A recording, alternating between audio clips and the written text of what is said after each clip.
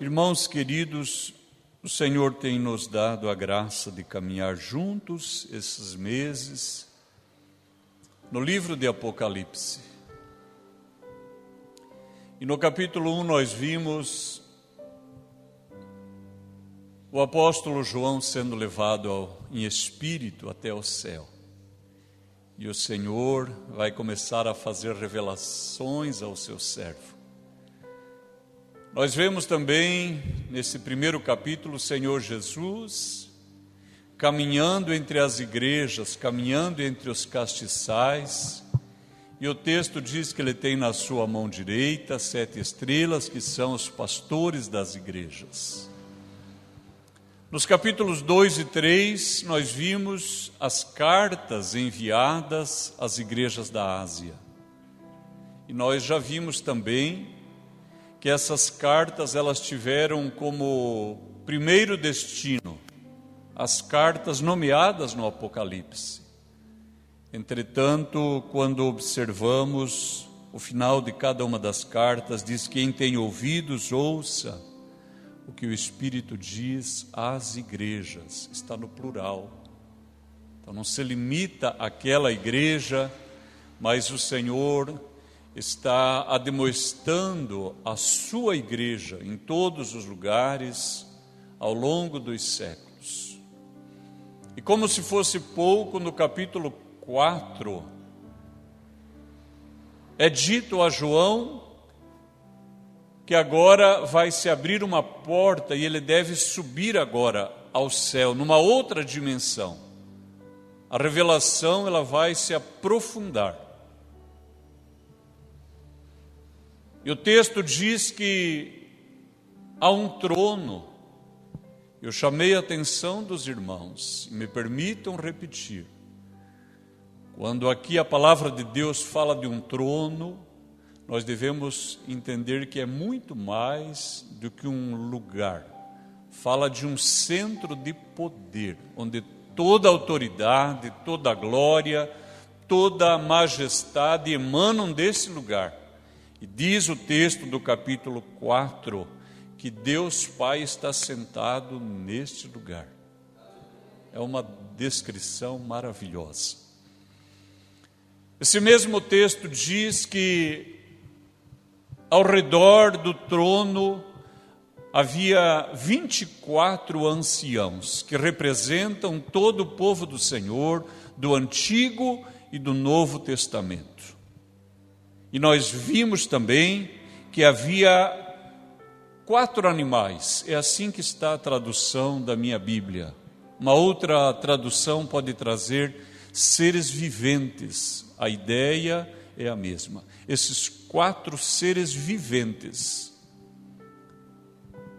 Nós vamos ver falar deles de um modo mais detalhado lá no livro do profeta Ezequiel, no capítulo 1, depois no capítulo 10 e ainda um versículo no capítulo 11 que dá a descrição, e o profeta nos permite entender que estes seres viventes, na minha Bíblia aqui chamado de animais, são na verdade querubins, e que a glória do Deus de todo o universo está sobre eles. É uma descrição maravilhosa. No capítulo 5 nós vimos que o Senhor Jesus é o único que pode abrir um livro que está na mão do Pai. Um livro selado por dentro e por fora com 7 selos. Então notem, irmãos, que nós temos agora uma descrição da glória de Deus. Ali está presente o Pai no trono, está o Filho como um cordeiro que foi morto, está também os 4 querubins, os 24 anciãos, e o texto ainda fala de milhões e milhões e milhares de anjos. Já pensaram que glória e que beleza? E ninguém foi achado digno de abrir o livro, e João chora muito. Então um dos anciãos chega para ele e diz: não chore, aleluia, Eis aqui o leão da tribo de Judá, a raiz de Davi, que venceu para abrir o livro e desatar os seus 7 selos.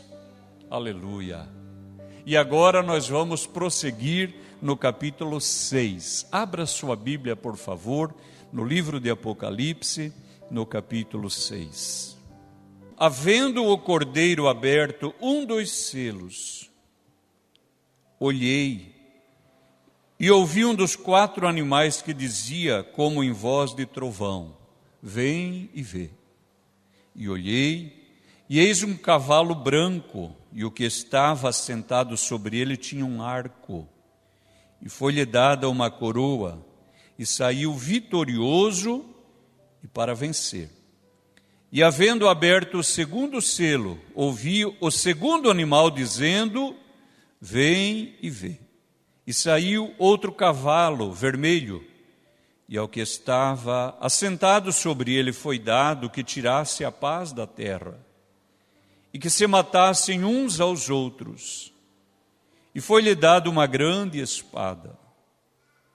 E havendo aberto o 3º selo, ouvi o 3º animal dizendo: vem e vê. E olhei, e eis um cavalo preto, e o que sobre ele estava assentado tinha uma balança na mão. E ouvi uma voz no meio dos 4 animais que dizia: uma medida de trigo por 1 dinheiro, 3 medidas de cevada por 1 dinheiro. E não danifiques o azeite e o vinho. E havendo aberto o 4º selo, ouvi a voz do 4º animal que dizia: vem e vê. E olhei, e eis um cavalo amarelo, e o que estava sentado sobre ele tinha por nome Morte, e o inferno o seguia. E foi-lhes dado poder para matar a 4ª parte da terra com espada, com fome, com peste e com as feras da terra. Ó Senhor, nós estamos diante de Ti, diante da Tua palavra, diante da Tua igreja. Deus, traga sobre nós, Deus, a revelação da Tua palavra, para que ela produza na nossa vida o propósito para o qual ela foi destinada. Oramos assim para o nosso bem, para o bem da igreja e para a glória de Cristo Jesus. Amém e amém. Graças a Deus. Queridos irmãos, é bastante aceito que a revelação do Apocalipse ela não se limita a um período final da igreja, mas que ela trata de tempos ao longo dos quais Deus manifesta o seu propósito. Contudo, se você está com a sua Bíblia aberta, olha o que diz o capítulo 4, o versículo 1, diz assim, ó: depois destas coisas olhei, e eis que estava uma porta aberta no céu. E a primeira voz que, como de trombeta, ouvira falar comigo, disse: sobe aqui, e mostrar-te-ei as coisas que depois destas devem acontecer. Irmãos, nós temos que ter atenção, porque o livro de Apocalipse, ele é carregado de figuras de linguagem, de alegorias. Ele tem um tipo de comunicar que exige atenção. E qualquer irmão que queira pesquisar, achará nos sites de busca um número infinito de explicações. E algumas bem contundentes enfatizam que o livro, ele não se destina a revelar o que acontecerá no fim dos tempos, no escatom de Deus. Mas olha o que diz o capítulo 4, versículo 1: sobe aqui e mostrar-te-ei as coisas que depois destas devem acontecer. Os irmãos notaram? É dito a ele que vai ser mostrado o que vai acontecer para frente, não para trás, para frente. Amém, queridos? Para nós nos situarmos. Irmãos, se você tem uma Bíblia com comentário, ela é muito útil. Se você tem um livro de escatologia, é muito útil, é bem-vindo. Mas nada nem ninguém pode se sobrepor ao que já está dito na palavra de Deus, que o que será mostrado é o que vai acontecer depois destas coisas. Ou seja, no mínimo a partir de João para frente, porque é depois destas coisas. Agora, no capítulo 6, é dito que João olhou e eis um cavalo branco. O que estava sentado sobre ele tinha um arco, e foi-lhe dado uma coroa, e saiu vitorioso e para vencer. Irmãos, a palavra de Deus não diz quem é este cavalo branco e nem quem é o seu cavaleiro. E aqui outra vez nós encontraremos um monte de suposições.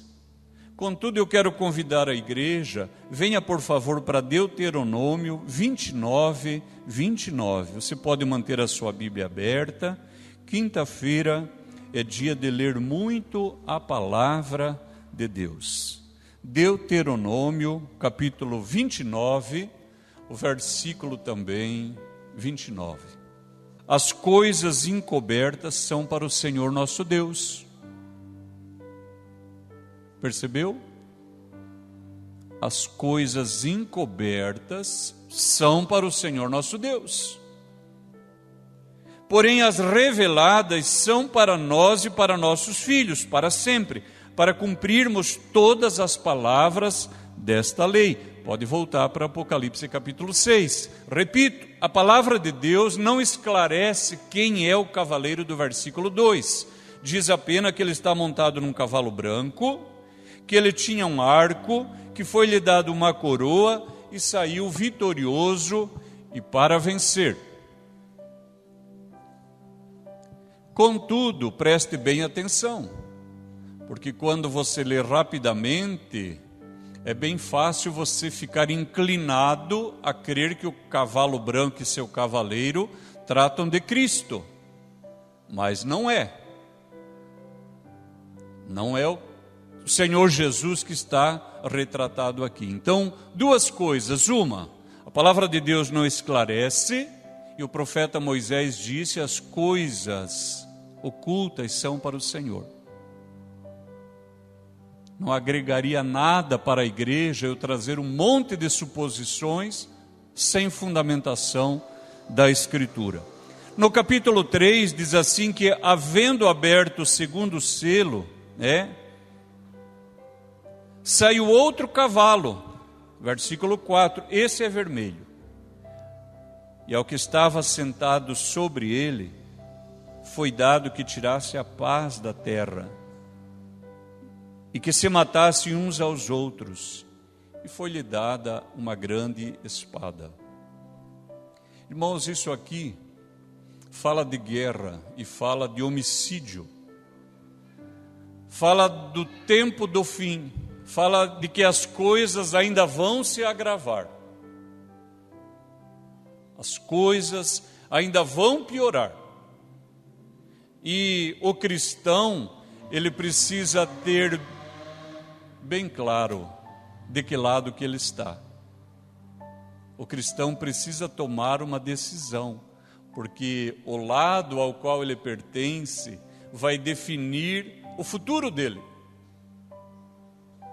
Então, eu estou em paz, eu estou alegre, e eu creio que a igreja vai se alegrar com essa palavra ainda. Entretanto, para este mundo, a situação vai piorar. No capítulo 5 diz que veio agora um cavalo preto, e o que estava sentado sobre ele tinha uma balança. A balança pode falar de juízo, mas aqui ela fala de comércio. E o versículo seguinte diz que ouviu-se uma voz que dizia: uma medida de trigo por um dinheiro. Um dinheiro era o salário de um dia de trabalho de uma pessoa comum, um denário. E quando diz que será vendida uma medida de trigo por um dinheiro, ou 3 de cevada por um dinheiro, significa que vai haver um aumento terrível nos preços e vai haver uma superinflação, porque é muito dinheiro para pouco trigo, muito dinheiro para pouca cevada. E olha o que diz no finalzinho do versículo 6: e não danifiques o azeite e o vinho. Aqui é uma cisão, irmãos, e é fácil nós percebermos ela. O pobre está pensando como vai comer, e já está pensando agora como vai comer, e já vem desde sempre pensando, porque comer está entre as necessidades básicas de qualquer pessoa em qualquer tempo. Azeite e vinho, aqui fala de rico, ou seja, vai se acentuar essa separação entre ricos e pobres. Eu lembro de um país em que nós moramos e que nós éramos adolescentes, e nós percebíamos que não tinha gente comum igual nós. Ou era gente muito pobre, ou era gente muito rica.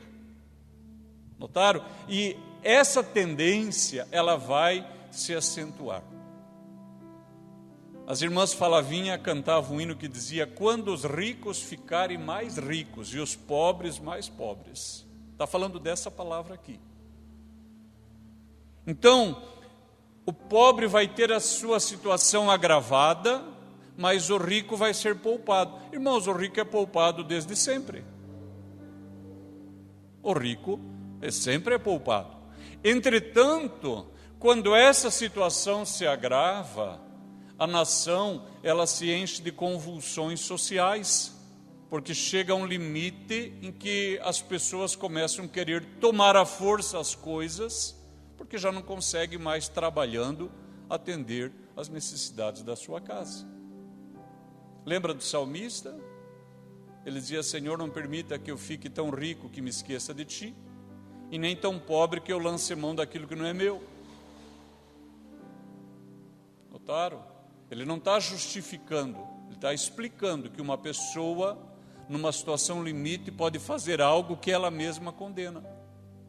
Então note que essa separação, ela é ruim, e o fato de o rico ser poupado não significa segurança e garantia também para ele.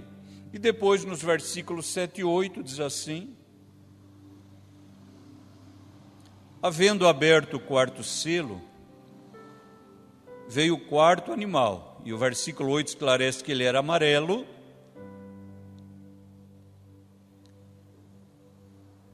e o que estava assentado sobre ele tinha por nome Morte, e o inferno o seguia. Irmãos, aqui nós precisamos atentar que quando diz que o inferno o seguia, o inferno não é o lago de fogo. Assim como o salvo, a pessoa que morre em Cristo, ela não vai para o céu, mas vai para o paraíso, e depois vai para o tribunal de Cristo, onde receberá um galardão segundo as suas obras, e depois do juízo final irá para o céu. Assim também o perdido. O perdido, ele primeiro vai para o inferno, que é o Hades ou o Seol. Depois ele vai para o trono branco. Ele não vai para o mesmo lugar de juízo do salvo, ele vai para o trono branco. E de lá a Bíblia diz que a morte, o inferno, o Hades, todas as gentes que se desviaram de Deus vão ser lançadas no lago de fogo, que é a segunda morte. E nós não vamos fazer parte disso novamente, pela obra e pela graça de Cristo Jesus. Então diz que ele tinha por nome Morte, o inferno o seguia, e foi-lhe dado poder para matar a quarta parte da terra. Notem, irmãos, que o primeiro cavalo, o anterior, ele já produziu fome. A carestia produz fome. E agora esse último cavaleiro, que é o quarto, ele tem poder para matar a quarta parte da terra com espada. Então é fome, né? É guerra, com pestes. Quem estudou os últimos 2000 anos viu quantas pestes assolaram os povos, e agora nós tivemos uma peste que parou o mundo inteiro. Eu duvido uma pessoa, por mais negativa que seja, que um dia pensou que os aeroportos do mundo todo iam se fechar, que os portos, que os mercados, que as escolas iam se esvaziar. Ninguém nunca pensou isso. Parecia algo improvável, impossível, mas aconteceu. E também com as feras da terra. Então note que agora é liberado um cavalo que ele vai levar as vias de fato e vai produzir mortes. Irmãos, muitas pessoas não leem o Apocalipse porque se assustam. Muitas pessoas não leem o Apocalipse, não gostam. E há inclusive pregadores famosos da Reforma que nunca pregaram sobre o Apocalipse, porque viam somente uma palavra de terror. Porque a impressão que vem um cavaleiro que não se sabe quem é com certeza. Depois um outro que traz a espada. Depois um outro que traz carestia. E por último outro que traz morte em abundância. Então parece que é uma palavra de tristeza, de tragédia, de sucumbência. Contudo, queridos irmãos, não é disso que o livro trata. A palavra de Deus aqui, irmãos, está falando que Jesus está no controle de todas as coisas. É disso que a palavra de Deus está falando. Que Jesus é Senhor sobre todas as coisas. E que nada escapa ao seu domínio. Olha que a igreja precisa corrigir a sua visão sobre a palavra. Esta é uma palavra maravilhosa. Esta é uma palavra que fala de um Deus que é Deus de fato, que tem o poder, tem a glória, tem a majestade. Aleluia. O profeta Daniel já havia adorado ao Senhor como esse Senhor que faz as coisas, que tem o domínio, que tem o controle e que tem a majestade. Venha comigo, por favor, para Gênesis, no capítulo 41. Diz assim o versículo 44. Disse Faraó a José: eu sou Faraó, porém sem ti ninguém levantará sua mão ou seu pé em toda a terra do Egito. E chamou Faraó o nome de José, Zafenate-Paneia, e deu-lhe por mulher a Asenate, filha de Potífera, sacerdote de On. E saiu José por toda a terra do Egito. Amém. Queridos irmãos, na tipologia bíblica, José é um tipo de Cristo. O tipo é uma figura histórica que carrega sinais de algo que ainda virá. E José é um tipo de Cristo. Olhe só, ele foi traído pelos seus irmãos como Cristo, ele foi vendido, José, por 20 moedas de prata, o Senhor Jesus por 30 moedas de prata. José teve as suas roupas tintas de sangue, o mesmo aconteceu com o Senhor Jesus. José foi separado de seu pai, o Senhor Jesus também no Calvário, você deve lembrar, ele disse: Deus meu, por que me desamparaste? José casou com uma mulher estrangeira, e a igreja é a noiva de Cristo. E o apóstolo Paulo diz que nós nem povo éramos, nós éramos alheios aos concertos da promessa e andávamos sem esperança e sem Deus no mundo. E agora nós somos a noiva de Cristo. E olha o que é dito de José: sem ti ninguém levantará a sua mão ou seu pé em toda a terra do Egito. Guarde, porque isso vai se aplicar ao Senhor Jesus. E que mais? José, ele recebe esse nome, Zafenate Paneia. Se a sua Bíblia tiver uma nota de rodapé, é bem possível que ali esteja escrito que esse nome significa Salvador do mundo. E o anjo disse para José, e agora eu estou falando José que casou com Maria: o menino que vai nascer deve receber o nome de Jesus, porque ele salvará o seu povo dos seus pecados. Notaram? Assim como no Egito, ninguém levantava o pé ou a mão sem a ordem de José, vamos ver o que agora acontece em Apocalipse. Volte, por favor, para o capítulo 6.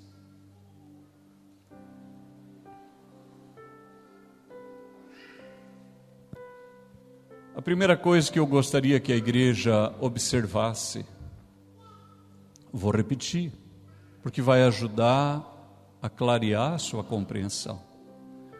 João está no céu, no trono está o Pai, estava segurando um livro,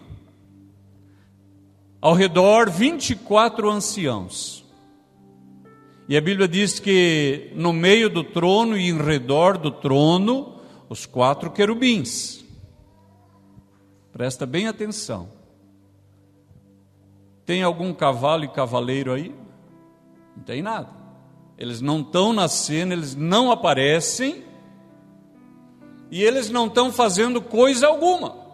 O cavaleiro está montado lá no seu cavalo e está esperando. Por quê? Porque ele não pode fazer nada. Cristo é Senhor. Eu gostei tanto que o ministério escolheu para hoje: seja exaltado. Seja exaltado. Porque quando nós lemos Filipenses capítulo 2, nós encontramos que Jesus, para salvar a mim e a você, ele esvaziou-se da sua glória, ele aniquilou-se, ele humilhou-se, esvaziou-se da sua divindade. E agora no capítulo 5, toda essa glória é devolvida, toda essa glória, poder, majestade é devolvida ao Senhor Jesus. Aleluia. E por causa disso, nem cavaleiro, nem cavalo faz coisa alguma, fica todo mundo quieto, não pode fazer. Não pode fazer.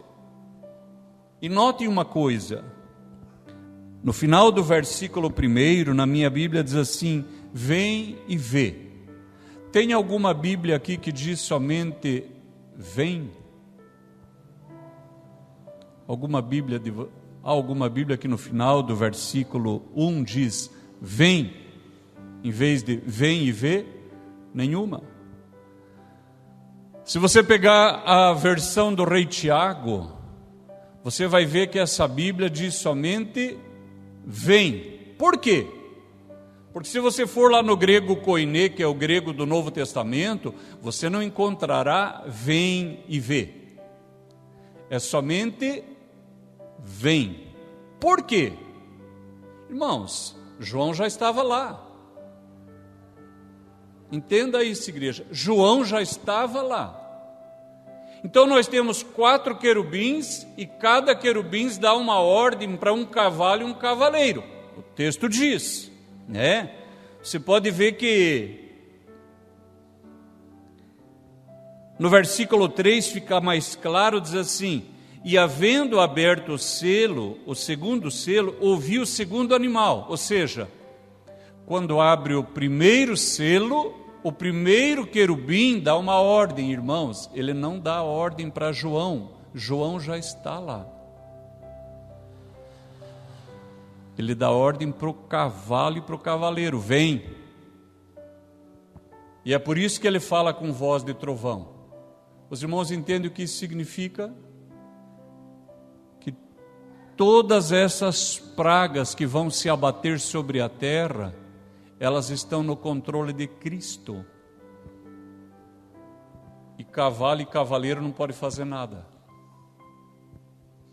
E fica lá parado, piano, até que Jesus, o Senhor da igreja, abre um selo. Quando ele abre o selo, está autorizado, mas o cavalo ainda fica quieto. Aí o querubim diz: vem. Isso não enche seu coração de alegria? De saber que todas as coisas estão no controle de Deus e do seu Cristo? Aleluia! Nós não estamos do lado do Senhor? Nós não estamos do lado vitorioso do reino? Quem é que tem o poder de abrir os selos? O Senhor da igreja. E é os querubins que dizem vem, e somente depois que eles dizem vem, é que os cavalos conseguem sair do seu lugar. Antes disso, eles estão completamente imóveis. E agora, olha o que diz o capítulo 1, o versículo 18, para relembrar você do que o Senhor já havia dito. Diz assim, capítulo 1, versículo 18.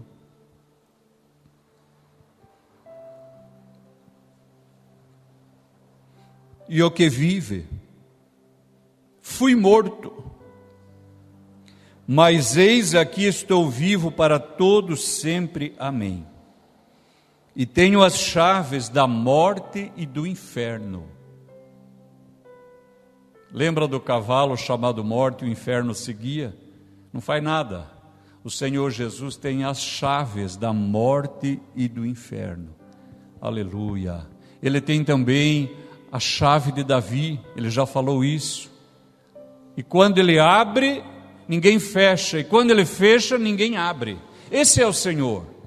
Queridos irmãos, você nunca ficou indignado quando viu um político corrupto que você sabe que ele roubou, ele assaltou os cofres dessa nação, deixou o povo nordestino sem água, na miséria, na fome? Eu estive lá com a Sara, ninguém precisa me falar o que é o Nordeste. E você achava que essas pessoas iam para a cadeia, iam devolver os milhões roubados. Você não achou isso? Você viu alguém devolvendo? Eu não vi.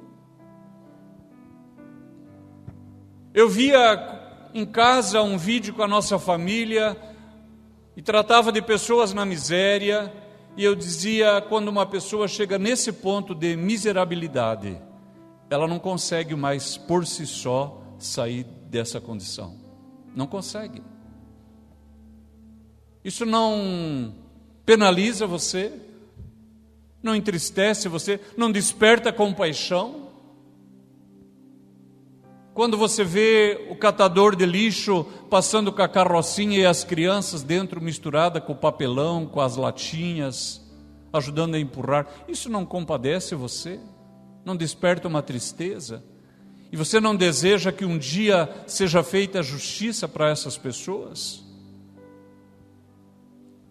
Você já parou para pensar em quantas vezes um policial, ele desistiu de agir com violência contra um marginal, que é o que ele teria que fazer, para defender a si mesmo e para defender o cidadão de bem, porque ele sabe que tem mais leis para proteger o marginal do que para proteger a polícia. Você nunca parou para pensar sobre isso?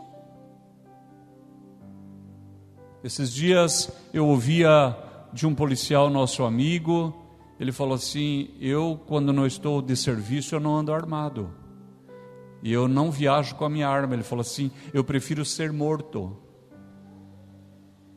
porque se eu atirar numa pessoa dessa, tem mais leis contra mim do que contra ela. Isso não aflige você? Não dá um desejo de ver justiça? A palavra de Deus, esses capítulos que nós lemos, está dizendo que um dia o juiz de toda a terra se levantará. E você saberá, esse é o meu Deus, esse é o meu Senhor, Ele é reto, Ele é justo, Ele conhece aquilo que está escondido, Ele conhece aquilo que é feito nas madrugadas e que ninguém viu. O nosso Deus conhece e Ele trará todas as coisas a juízo. Hoje eu quero convidar você, descanse a sua vida no Senhor, porque Ele está no controle. Não tem absolutamente nada fora do cuidado, da direção, da proteção do nosso Deus. Eu quero orar contigo.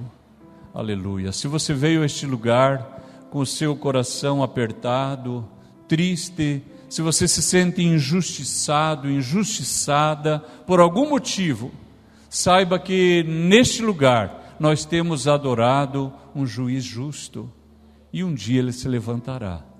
E antes daquele dia, ele fará sinais no meio da sua igreja para que todos saibam que ele é Senhor. Aleluia. Nós podemos orar.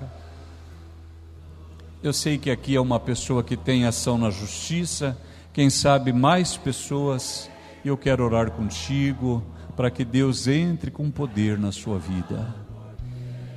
Pai Celestial, nós louvamos o Teu nome, nós adoramos o Teu nome e Te bendizemos. Ó Deus querido, abençoe cada um que veio a este lugar. Ó Deus, olha esta alma aflita, a pessoa que veio e o seu coração está apertado, porque foi injustiçada, Pai. Olha esta minha irmã que tem uma causa na justiça. Ó Deus, ela foi lograda, mas Tu, Senhor, sabe todas as coisas. Quem sabe aqui outras pessoas estão pedindo por justiça, clamando por intervenção divina. Ó Deus, nesta noite, Senhor, estenda a Tua mão e dê a vitória, para que todos saibam que o Senhor é um juiz justo. Ó Deus, nós fazemos esta oração e agradecemos por Tuas bênçãos, em nome do Pai, do Filho e do Espírito Santo. Amém e amém. Graças a Deus.